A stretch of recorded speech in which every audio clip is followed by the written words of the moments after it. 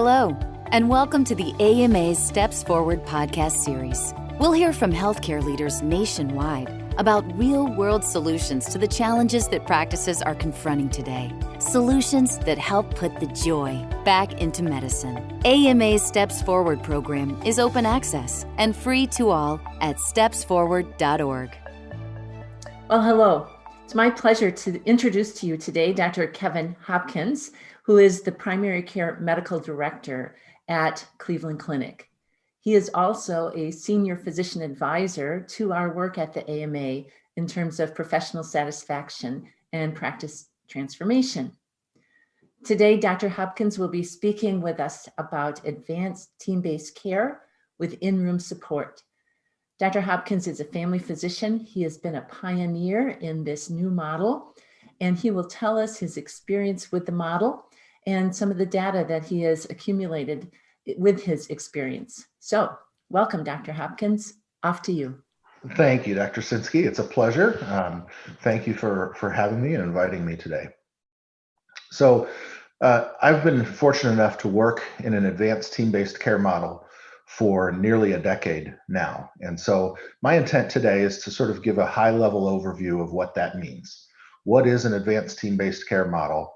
What are the nuts and bolts and practical points that I can share relative to what the workflow looks like, what patient flow looks like that is slightly different from traditional in-office visit practice.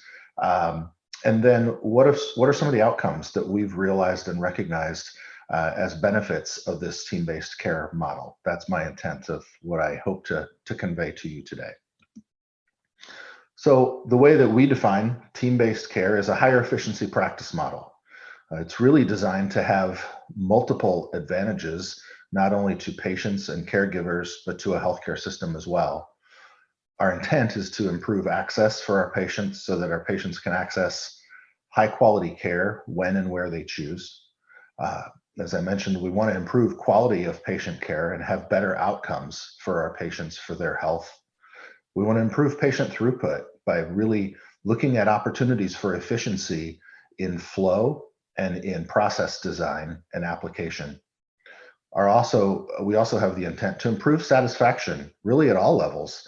Not just patients, but certainly patient satisfaction is a high priority for us, but also to improve physician, nurse practitioner, physician assistant, clinical caregiver, and clerical caregiver satisfaction and engagement in the care process as well.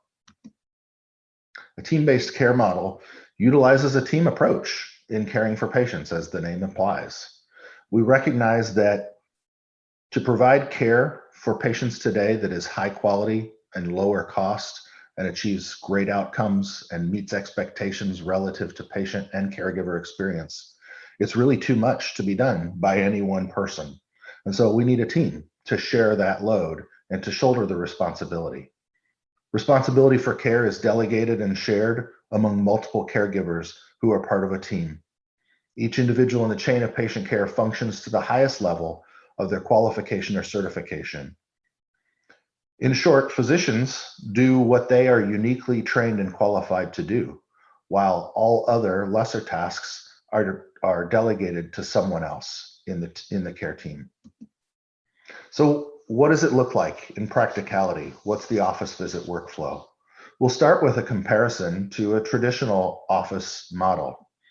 When it comes to ambulatory office visits, whether you're talking about in-office traditional visits, or certainly now that we're engaged in more virtual care, have multiple components, but there's three basic buckets into which our work falls.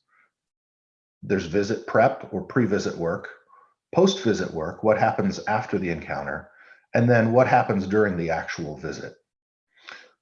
Inside the actual visit, again, whether virtual or in office, there are four defined stages: data gathering, physical exam and synthesis of that data, medical decision-making, patient education, and plan of care implementation. As I mentioned, traditionally, all of these buckets of work or steps in the process have been thought to be the responsibility of the clinician themselves, the physician.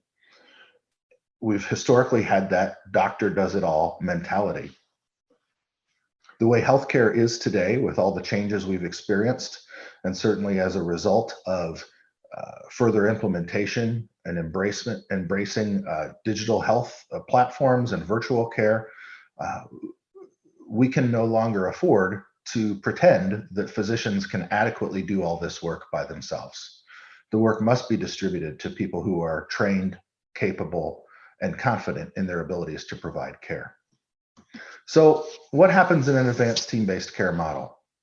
A lot of the pre-visit work, things that happen prior to the actual appointment, are able to be successfully delegated to a medical assistant or other clinical assistant, such as an RN or an LPN, who might be serving in that type of clinical assistant role.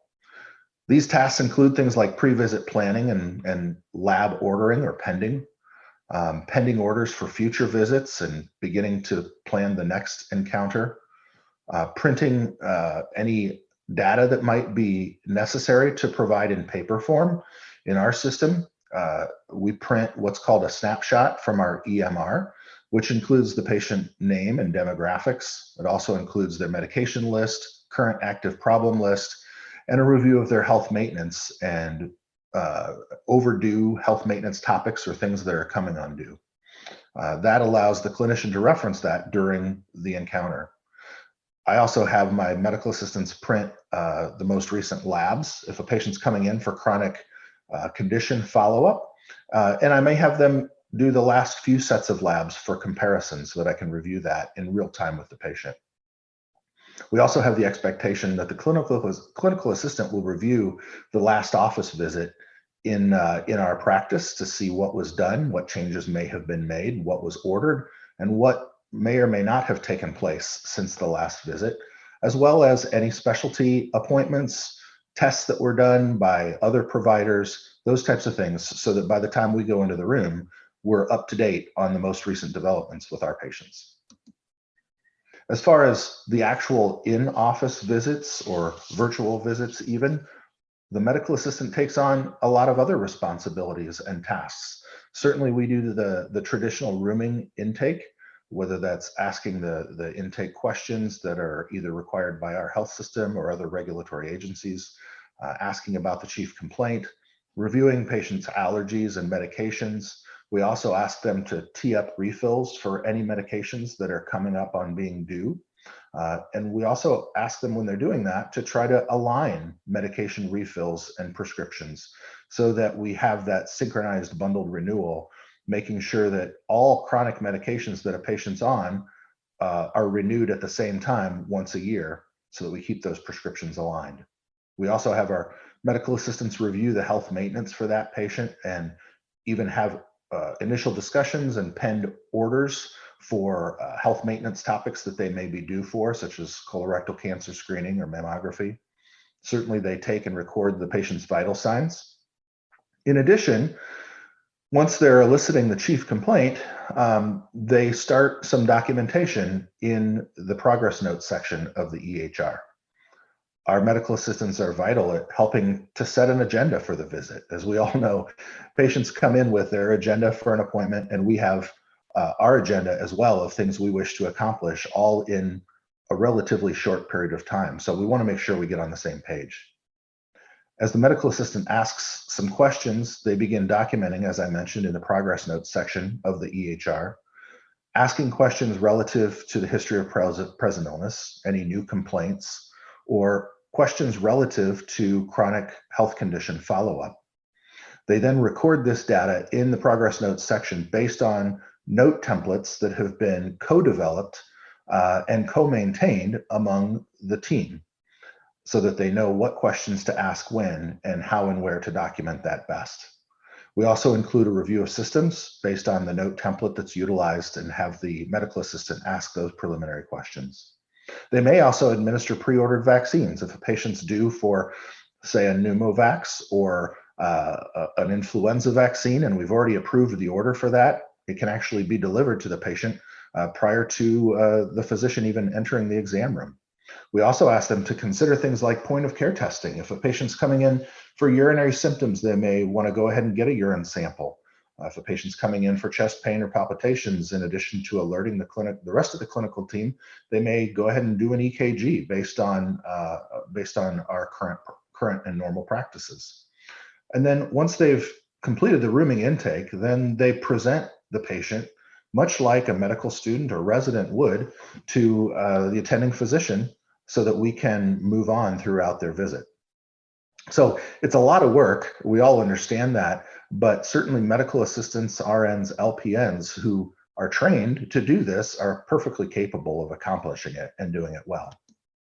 So what does that leave for the physician to do during the course of the office visit?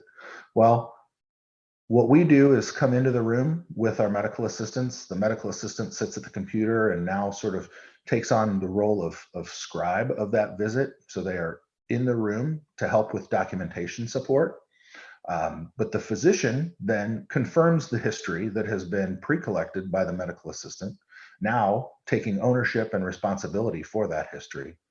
We also perform the pertinent physical exam, complete the medical decision-making, articulate the plan, both for the benefit of the patient and also for our medical assistants, so that they can begin to penned orders based on what we articulate as the plan of care. Then the physician has responsibility for ultimately filing those orders, whether it's for a test, a referral, or even a medication refill or a new medication start. We also then put in the charge entry for the encounter for that day. By having help with in-room documentation support, it allows me to remain 100% focused on the patient rather than fumbling with a computer or looking for data. I allow my medical assistant to do that so that I can maintain eye contact and be totally engaged with the patient in the moment. That then allows me to exit the exam room and move on to other work while my medical assistant remains in the room to wrap up the visit. Throughout the visit, as I mentioned, the medical assistant remains in the room with me as the physician, functioning as a scribe, essentially. They implement the plan that I've articulated by pending orders. They update the problem list as needed. They provide educational resources based on links that we may provide to patients through the patient-facing electronic portal or in printed form. They also complete forms, letters, other documents that need to be filled out for the physician signature. They'll even schedule a follow-up visit in the exam room, and that's a huge patient satisfier. It also gives some measure of support over the clinical schedule to our clinical staff who know our patients best. The medical assistant then really completes and wraps up the visit by delivering the after-visit summary to the patient, including their instructions, make sure that the patient understands what's going on and what the next steps are, and completes the visit, then gives a warm handoff of that patient to the next team member, which may be a clerical team member, or they may actually discharge the patient from the office setting. The medical assistants also do charge entry for the work that they completed, which is also important. After the visit and in between visits, the medical assistants assist with documentation of the assessment and plan of the note. They may follow up on test result status and make sure that a patient completed, for instance, their fecal occult blood testing that we may have sent them home with that day, or lab tests that were ordered. And then they also look ahead at scheduled patients coming up in the next few days or next few weeks to make sure that any pre-work for that patient was done ahead of time. So I want to pivot now from talking about the process of advanced team-based care to outcomes. What did we see as a result of putting this type of model into play? My practice converted to a team-based care model in the second quarter of 2011, as I mentioned at the top of our visit today, nearly a decade ago. And so some of the data that I have is relative to that time period because it shows you the transition from our traditional model of care to an advanced team-based care model and what we experienced as a result of that transition. This bar graph shows productivity in terms of actual office visits or patients seen per month. And this is for May 2011 through August 2012. As I said, we went live with team-based care in second quarter 2011. So our baseline was 100 slots per week of scheduled patient visits, or 400 per month. Over the course of this time period of slightly more than a year, we realized an average of 102 additional patient visits per month above and beyond what our previous baseline template had been. This is nearly equivalent to an additional full week of productivity each month based on just the visit volume. This is a similar set of data expressed in RVUs, relative value units, for 2010, 2011, and 2012. The red line is 2010 data from my own practice by month. The yellow line is 2011, and the green is partial 2012 data. As you can see, when we initiated team-based care in Q2 of 2011, that's where you start to see the yellow and red lines begin to diverge. And the increased volume of visits that I mentioned in the previous slide translated to certainly a recognized and realized increase volume of RVUs, which then led to increase in collections and revenue as a result. I also want to share with you that regardless of what type of payment model or contract you may be involved in for care for patients, an advanced team-based care model makes sense, not only from a practicality and caregiver burnout prevention and mitigation standpoint, but also, as I mentioned, from a quality of care and a value-based care perspective by improving the quality of care while decreasing the overall cost of care. What this graph shows is our evidence, our anecdotal evidence of the relationship that seemingly exists between access or primary care practice encounters and hospitalization or hospital admission utilization. And that is that there seems to be an inversely proportional relationship, that the more frequently our patients in primary care access our services, whether it's through a virtual encounter or in-office encounter, the less likely they are to utilize inpatient and observational hospital resources. So when you're thinking about value-based care, it certainly affects the cost curve for the care that we deliver. And so advanced team-based care in a lot of ways makes sense regardless of what payment model you may be a part of. I want to share with you a little bit about our patient experience and quality metrics outcomes as well. This shows Q2 2011 data compared to Q2 2012 data in my own practice for some patient experience outcomes. You'll see that we appreciated significant improvements in our patient experience scores during the time of implementation of our advanced team-based care model. One that stands out, so I've placed a circle on here, is the question about the time that the clinician or clinical provider spent with the patient. On average, I probably spend the same amount or even a little less time in an exam room with a patient now. But the perception is that it's more because it's higher quality, better quality time, because I'm focused on the patient rather than focused on a computer screen. So you'll see that our patients score us, and this trend has continued to this day, much higher in this category than they did previously. Some quality indicators that we chose to track during the time of conversion are included here, and you'll see that all of them saw some, even though they may be modest gains or improvements in our performance. Some of this is around just documentation. So for instance, another thing that we track that's not on here is patients with coronary disease or diabetes who are on daily aspirin.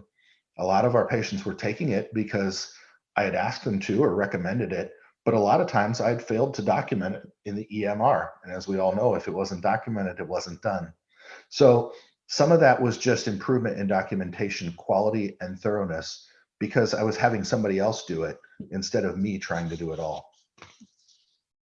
One thing I want to address before we wrap up today, and that is the use of medical assistants or other parahealth professionals in helping to document and complete an ambulatory visit.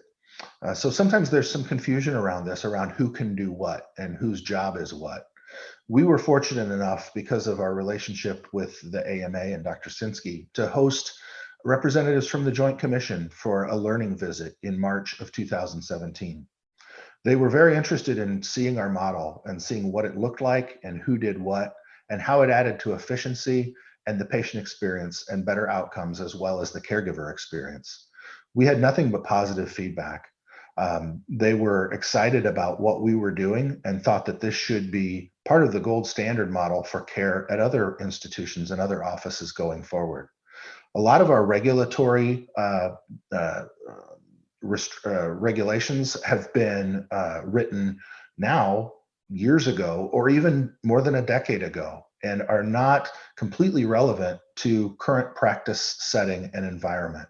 So as our federal and state and local agencies seek to update their documentation and guidance, they want to learn from what we're doing at the cutting edge of healthcare delivery. It was a privilege to host representatives from the Joint Commission, and we certainly learned a lot from the process as well. That's what I have to share with you today. It's a high-level overview of team-based care with in-room documentation support and what our experience has been as we implemented this practice now nearly 10 years ago. Well, excellent, Kevin. Thanks so much for sharing that. I do have a few questions that I'd like to discuss with you. And so let's move into that portion of your presentation. And let's take them almost in reverse order to when they came up, because the last question I had to do with the Joint Commission visit. And and this is more of a comment than a question. So I want to thank you for hosting the Joint Commission. Also tell you that we hosted them as well. Your practice and my own practice in Iowa were the two practices that the Joint Commission visited. And it was very important for them to do that because they clarified something that has been a barrier for many people for sharing tasks and delegating work to upskilled team members. And they clarified that in fact, other clinical assistants could pen the orders and could be documenting some portions of the note. And so I want to direct the audience's attention to the fact that at the AMA now, we have a page on our website called Debunking Regulatory Myths. And we identify the myth, and then we go to the source, in this case, the standard setter of the Joint Commission, to debunk that myth. We also have myths that come out of federal payment policies from CMS, and we debunk those myths and then point to the place in the federal register where that information is made more clear. So again, that was more of a comment, but anything else you want to say to that, the Joint Commission or to regulation, Kevin, before we move on?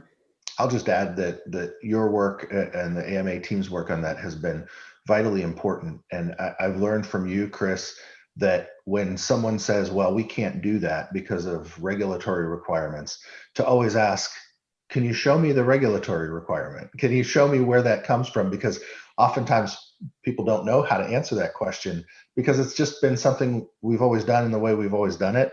And a lot of the restrictions that we place on things like scope of practice and those types of things, they're for people's safety and for our good, but oftentimes it's self-imposed restrictions within our organization. And so we sort of handcuff ourselves and lose some efficiency as a result. Certainly we don't want to jeopardize patient or caregiver safety, but we also want to practice in the way that is most efficient and makes the most sense. So thank you for your work in that. Well, thank you. So, and as you know, just to carry on to that, we hosted a compliance summit, in June or July of 2020, and brought in compliance professionals from across the country. You presented your model to that group. And one of the most memorable statements that I heard from a compliance professional was, we have to become the people of yes, and not always be the people of no.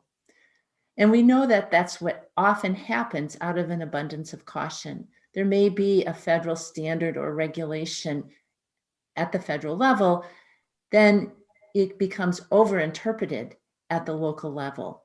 And so becoming the people of yes, or debunking the regulatory myths, I think is one of the ways that we can remove some of the barriers to advanced models of team-based care.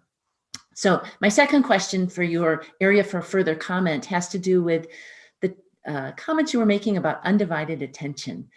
And it made me realize that I believe when physicians give our undivided attention to our patients, that that is one of our most powerful diagnostic and therapeutic tools, that we are better diagnosticians when we are not multitasking or having those attentional blinks where we miss cues. And so I wonder if there's anything more you want to talk about your own experience of feeling like a better doctor because of that undivided attention, that more powerful diagnostic tool that you offer your patients. Yes, we've probably all experienced the importance and the value of being present in the moment. And certainly that is valuable for our patients and the relationships we have with our patients. It's also valuable for our personal relationships, right? I know when I'm not exactly present, I'm not as good of a husband, I'm not as good of a father. Yes. And those are relationships that are vitally important to me. So I need to be present in the moment. And patients find value in that. I think if I'm not present in the moment, if I'm distracted by fumbling with a computer or trying to do data entry work, I'm missing out on potential things like body language, nonverbal communication, and what my patient may be telling me with their body and their face, that their words are giving me a different message. So I think that is vitally important, that we are completely 100% present, actively engaged with our patients. Great, great. And then the last area that I'd like to expand on just a little bit was the actual model itself and the spectrum of skill levels among the potential assistants. I think many people confuse scribing and advanced team-based models of care.